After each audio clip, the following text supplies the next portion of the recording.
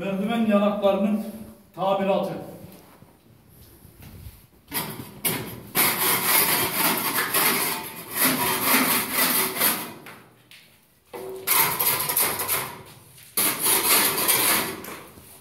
Raspayla çapakları temizledikten sonra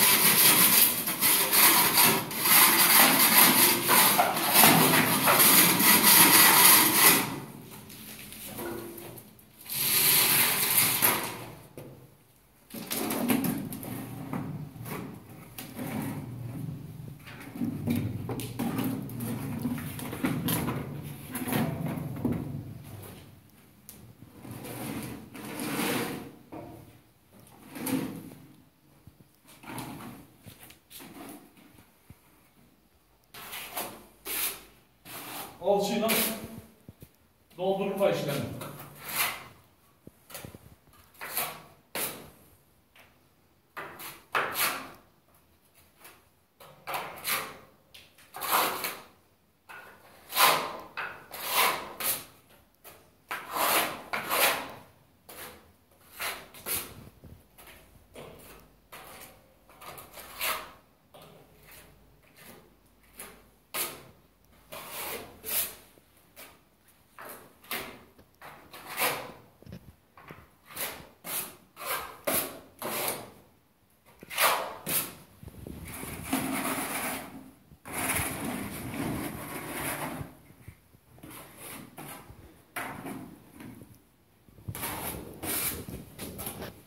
Evet, alçımızı biraz normal duvar alçısına göre daha biraz katı kıvamda yapıyoruz ki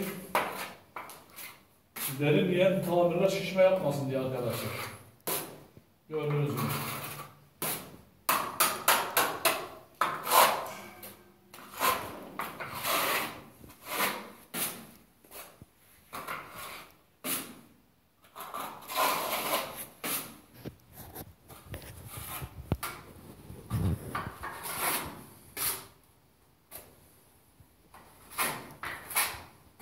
Evet arkadaşlar, katı alçının şablonu daha temiz çıkardığını işlem bittikten sonra daha rahat göreceksiniz şimdi.